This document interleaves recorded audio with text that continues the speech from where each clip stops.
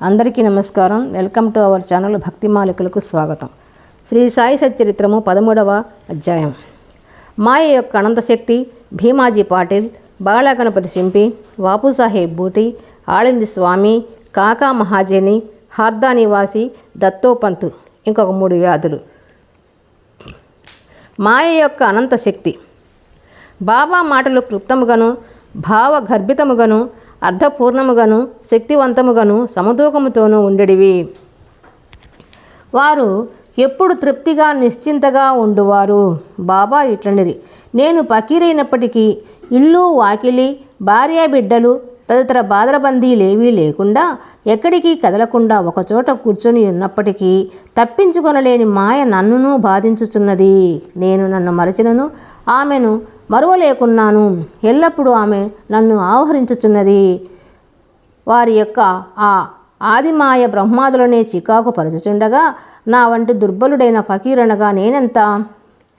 వారి ప్రసన్నుడైనప్పుడే ఆ మాయ నుండి తప్పించుకున్నట సాధ్యం. నిరంతర హరిభజనయే దానికి మార్గం. మాయశక్తిని గూర్చి బాబా ఆ విధముగా పలికెను. మహాభారతంలో శ్రీకృష్ణుడు యోగులు తన సజీవ ప్రతిరూపములని ఉద్ధవునకు చెప్పి ఉన్నాడు. తన భక్తుల మేర కొరకు బాబా ఇంకా ఏమి చెప్పి ఉన్నారో వినుడు. ఎవరు అదృష్టవంతులో, ఎవరి పాపములు క్షీణించినవో వారే నన్ను భజించుటయందు తత్పరులై నన్నెరుగగలరు. ఎల్లప్పుడూ సాయి సాయి అని స్మరించుచుండిన 7 సముద్రములు దాటించెదను. ఈ మాటలను విశ్వసింపుము, తప్పక మేలు పొందెదవు. పూజాతంతుతో నాకు పని లేదు. షోడశోపచారములు కానీ అష్టాంగ యోగములు కానీ నాకు అవసరం లేదు. భక్తి ఉన్న చోటనే నా నివాసము. ఇక తమకు పూర్తిగా శరణాగతులైన వారి క్షేమము కొరకు బాబా ఏమి చేసినో వినుడు. భీమాజీ పాటిల్, పూనా జిల్లా జున్నూరు తాలూకా నారాయణగాం వాస్తవ్యుడు భీమాజీ పాటిల్ 1909వ సంవత్సరంలో తీవ్రమైన ఊపిరితిత్తుల రుగ్మతకు గురయ్యను. తుదకు అది క్షయవాదిగా పరిణమించెను. అన్ని రకముల ఔషధములు వాడెను, కానీ ప్రయోజనము లేకుండెను. ఇక ఆశలన్నీ వదులుకొని, ఓ భగవంతుడా, ఇక నీవే నాకు దిక్కు, నన్ను కాపాడు అని ప్రార్థించెను. మన పరిస్థితులు బాగుండున్నంత వరకు మనము భగవంతుని తలచము అను సంగతి అందరికీ తెలిసినదే. కష్టములు మనలను ఆవరించినప్పుడు మనము భగవంతుని జ్ఞప్తికి తెచ్చుకునేదము. అట్లనే భీమాజీ కూడా భగవంతుని స్మరించెను. ఆ తరువాత తన అనారోగ్య విషయమై బాబా భక్తుడగు నానాసాహెబ్ చాందోర్కర్తో సలహా చేయవలనను ఆలోచన కలిగెను. వెంటనే తన జబ్బు యొక్క వివరములన్నీ తెలుపుచూ ఆయనకు ఒక లేఖ రాసి అతని అభిప్రాయం అడిగెను. బాబా పాదములపై పడి బాబాను శరణు వేడుకొనుట ఒక్కటే ఆరోగ్యమునకు సాధనమని నానాసాహెబ్ చాందోర్కర్ జవాబు వ్రాసెను. అతడు నానాసాహెబ్ సలహాపై ఆధారపడి షిరిడీకి పోవటకు ఏర్పాట్లన్నీ చేసుకొనెను. అతని షిరిడీకి తెచ్చి మసీదులోనున్న బాబా మందు కూర్చొనబెట్టిరి. నానాసాహెబ్ శ్యామ కూడా అచటనే ఉండిరి. ఆ జబ్బు వాని గత జన్మలోని పాపకర్మముల ఫలితమని, అతని విషయంలో తాను జోక్యం చేసుకునదలచటకి లేదనియు బాబా చెప్పెను. కానీ రోగి తనకు వేరే దిక్కు లేదనియు, అందుచే చివరకు వారి పాదములను ఆశ్రయించి తనయు మొరపెట్టుకుని వారి కటాక్షములను వేడుకునిరి. అతని ప్రార్థనకు బాబా హృదయము కరిగెను. అప్పుడు బాబా అతనితో ఇట్లనిరి: ఊరడిల్లుము, నీ ఆతురతను పారద్రోలుము. నీ కష్టములు గట్టెక్కినవి. ఎంతటి పీడ బాధలున్నప్పటికీ ఎవడైతే ఈ మసీదు మెట్లు ఎక్కుదురో వారి కష్టములన్నీ నిష్క్రమించి సంతోషమునకు దారితీయును. ఇచ్చటి ఫకీరు మిక్కిలి దయార్థ హృదయుడు. వారి రోగమును తప్పక బాగుచేయును. ఈ ఫకీరు అందరినీ ప్రేమతోనూ దయతోనూ కాపాడును. ప్రతి 5 నిమిషములకు రక్తం క్రక్కుచుండిన ఆ రోగి బాబా సముఖమున ఒక్కసారి అయినను రక్తము క్రక్కలేదు. బాబా వానిని దయతో కాపాడదనను అభయమిచ్చిన వెంటనే రోగము నయమగుట ప్రారంభించెను. వానిని భీమాబాయి ఇంటిలో బస చేయమని బాబా చెప్పెను.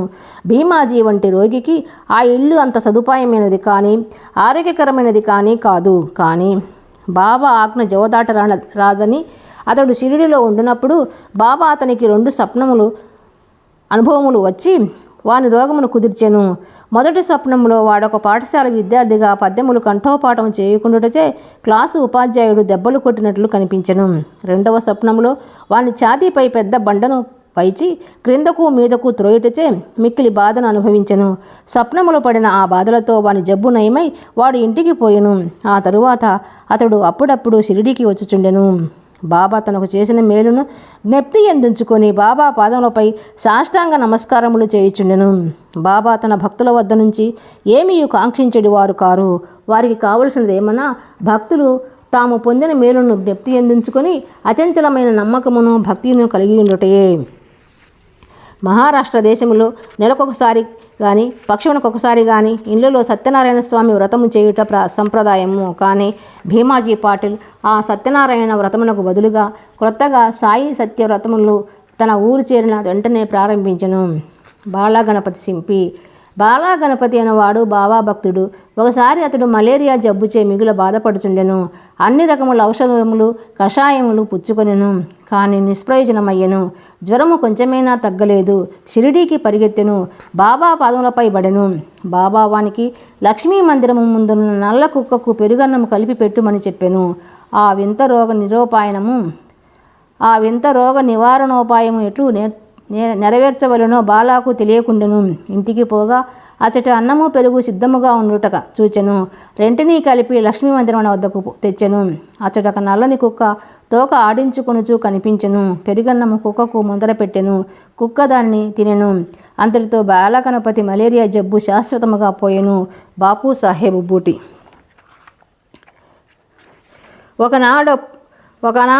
ఒకనొకప్పుడు బాపు సాహెబ్ బూటి జిగట విరోచనములతోనూ వమనములతోనూ బాధపడుచుండెను.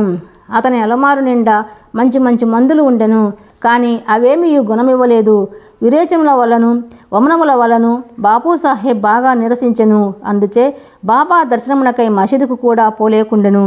బాబా అతనితో మసీదుకు రమ్మని కబురు పంపి అతడు రాగానే తమ ముందు కూర్చుండబెట్టుకొని తన చూపుడు వ్రేలును ఆడిస్తూ, జాగ్రత్త, నీవిక విరోచనము చేయకూడదు, వమనము కూడా ఆగవలెను అనెను. బాబా మాటల సత్తవును గనుడు. ఆ వెంటనే ఆ 2 వ్యాధులు పారిపోయెను. బూటీ జబ్బు కుదిరెను. ఇంకొకప్పుడు బూటీకి కలరా సోకెను. తీవ్రమైన దప్పికతో బాధపడుచుండెను. డాక్టర్ పిల్లయ్యను వైద్యుడు అన్ని ఔషధములను ప్రయత్నించెను. కానీ రోగం కుదరలేదు. బాపు సాహెబ్ అప్పుడు బాబా వద్దకు వెళ్ళి ఏ ఔషధం పుచ్చుకొనినచో తన దాహము పోయి జబ్బు కుదురునని సలహా అడిగెను. బాదాము పప్పు, పిస్తా, అక్రోటు నానబెట్టి పాలు చక్కెరలో ఉడికించి పుచ్చుకొనినచో రోగము కుదురునని బాబా చెప్పెను. ఇది జబ్బును మరింత హెచ్చించునని ఏ డాక్టర్ అయినను చెప్పును. కానీ బాపు సాహెబ్ బాబా ఆజ్ఞను శిరసావహించెను. పాలతో తయారు చేసి దానిని సేవించెను. విచిత్రముగా రోగము వెంటనే కుదిరెను. ఆళంది స్వామి. ఆళంది నుండి ఒక సన్యాసి బాబా దర్శనమునకై షిరిడీ వచ్చెను. అతనికి చెవిపోటు ఎక్కువగా ఉండి నిద్ర పట్టకుండెను. శస్త్రచికిత్స కూడా చేయించుకునెను. కానీ వ్యాధి నయము కాలేదు. బాధ ఎక్కువగా ఉండెను. ఏమి చేయుటకు తోచకుండెను. తిరిగి పోవునప్పుడు బాబా దర్శనమునకై వచ్చెను. అతని చెవిపోటు తగ్గుటకు ఏదైనా చేయమని శ్యామ ఆ సన్యాసి తరపున బాబాను వేడుకొనెను. బాబా అతనిని ఇట్లు ఆశీర్వదించెను. అల్లా అచ్చాకరేగా. ఆ సన్యాసి పూనా చేరి 1 వారం రోజుల పిమ్మట షిరిడీకి ఉత్తరం వ్రాసెను. ఆ ఉత్తరములో తన చెవిపోటు తగ్గిననియు కానీ ఇంకనూ వాపు తగ్గలేదనియు వ్రాసెను. వాపు పోగొట్టుకున్నటకై శస్త్రచికిత్స చేయించుకోవాలనని బొంబాయి వెళ్ళెను. డాక్టర్లు చెవి పరీక్ష చేసి శస్త్రచికిత్స అవసరం లేదని చెప్పిరి. బాబా వాక్కున్న శక్తి అంత అద్భుతమైనది. కాకా మహాజని యొక్క ఇంకొక భక్తుడు గలడు. అతడు నీళ్ల విరోచనములతో బాధపడుచుండెను.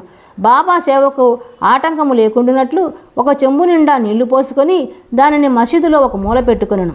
అవసరం వచ్చినప్పుడల్లా పోవుచుండెను. సర్వజ్ఞుడైన బాబాతో ఏమీయూ చెప్పనక్కర్లేదనియు బాబాయే త్వరలో తనకు స్వస్థత చేకూర్చుననియు కాకా నమ్మెను. మసీదు ముందర రాళ్లు తాపన చేయుటకు బాబా సమ్మతించెను. కావున పని ప్రారంభమయ్యెను. వెంటనే బాబా కోపోద్దీపితుడై బిగ్గరగా అరిచెను. అందరూ పరిగెత్తుకి పారిపోయిరి. కాకా కూడా పరిగెడ మొదలెడెను.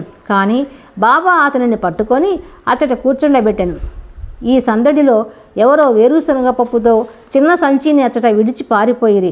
బాబా ఒక పిడికెడు శనగపప్పు తీసి చేతులతో నలిపి పొట్టును ఊదివైచి శుభ్రమైన పప్పును కాకాకిచ్చి తినుమనెను. తిట్టుట, శుభ్రపరచుట, తినుట ఒకేసారి జరుగుచుండెను. బాబా కొంత పప్పును తినెను. సంచి ఉత్తది కాగానే నీళ్లు తీసుకుని రమ్మని బాబా కాకాను ఆజ్ఞాపించెను. కాకా కుండతో నీళ్లు తెచ్చెను. బాబా కొన్ని నీళ్లు త్రాగి కాకాను కూడా త్రాగుమనెను. అప్పుడు బాబా ఇట్లనెను, నీ నీళ్ల విరోచనములు ఆగిపోయినవి. ఇప్పుడు నీవు రాళ్ళు తాపన చేయు పనిని చూసుకొనవచ్చును. అంతలో పారిపోయిన వారందరూ తిరుగు మసీదుకు వచ్చిరి. పని ప్రారంభింపబడెను. విరేచనములు ఆగిపోవటచే కాకా కూడా వారితో కలిసెను. నీళ్ల విరేచనములకు వేరుశనగ పప్పు ఔషధమా? వైద్యశాస్త్ర ప్రకారము వేరుశనగ పప్పు విరేచనములను హెచ్చించును కానీ తగ్గించలేదు. ఇది ఇందు నిజమైన ఔషధము బాబా యొక్క వాక్యే. హార్దా నివాసి దత్తోపంతు హార్దా గ్రామ నివాసి. అతడు కడుపు నొప్పితో 14 సంవత్సరములు బాధపడెను. ఏ ఔషధము వానికి గుణము ఇవ్వలేదు. అతడు బాబా కీర్తి వినెను. వారు జబ్బులను దృష్టి చేతనే బాగు చేసేదరని సంగతి తెలుసుకొని షిరిడీకి పోయి బాబా పాదములపై పడెను. బాబా అతనిని దయాదృష్టితో ఆశీర్వదించెను. బాబా అతని తలపై తమ హస్తముంచి ఊది ప్రసాదమిచ్చి ఆశీర్వదించగానే అతనికి గుణమిచ్చెను. ఆ జబ్బు వలన తిరిగి అతడు ఎన్నడూ బాధపడలేదు. ఇంకొక 3 వ్యాధులు. 1. మాధవరావు దేశపాండే మూలవ్యాధిచే బాధపడెను. సోనాముఖి కషాయమును బాబా వానికిచ్చెను. ఇది వానికి గుణమిచ్చెను. 2 సంవత్సరముల పిమ్మట జబ్బు తిరగదోడెను. మాధవరావు అదే కషాయమును బాబా ఆజ్ఞ లేకుండా పుచ్చుకొనెను. కానీ వ్యాధి అధికమాయెను. తిరిగి బాబా ఆశీర్వాదముతో నయమయ్యెను. 2. కాకా మహాజని అన్నగారైన గంగాధర పంతు అనేక సంవత్సరములు కడుపు నొప్పితో బాధపడెను. బాబా కీర్తి విని షిరిడీకి వచ్చెను. కడుపు నొప్పి బాగు చేయమని బాబాను వేడెను. బాబా వాని కడుపును తమ హస్తముతో స్పృశించి భగవంతుడే బాగు చేయగలడనెను. అప్పటి నుండి అతనికి కడుపు నొప్పి తగ్గి వ్యాధి పూర్తిగా నయమయ్యెను. 3. ఒకప్పుడు నానాసాహెబ్ చాందోర్కరు కడుపు నొప్పితో మిగుల బాధపడెను. ఒకనాడు రాత్రింబవళ్ళు ఆ బాధతో సతమతమయ్యెను. డాక్టర్లు మందులు ఇంజెక్షన్లు ఇచ్చిరి, కానీ అవి ఫలించలేదు. అప్పుడు అతడు బాబా వద్దకు వచ్చెను. బాబా ఆశీర్వదించెను. వెంటనే అతని జబ్బు పూర్తిగా తొలగిపోయెను. ఈ కథలన్నీ నిరూపించినదేమనా, అన్ని వ్యాధులు బాగుటకు అసలైన ఔషధము బాబా యొక్క వాక్కు ఆశీర్వాదములు మాత్రమేనని, అవి ఔషధములు కావు. 13వ అధ్యాయము సంపూర్ణము. సద్గురు శ్రీ సాయినాథార్పణమస్తు. శుభం భవతు. ఈ వీడియో మీకు నచ్చినట్లయితే లైక్ చేయండి, షేర్ చేయండి, సబ్స్క్రైబ్ చేసుకోండి. మీ అభిప్రాయాలను కామెంట్ రూపంలో తెలియజేయండి.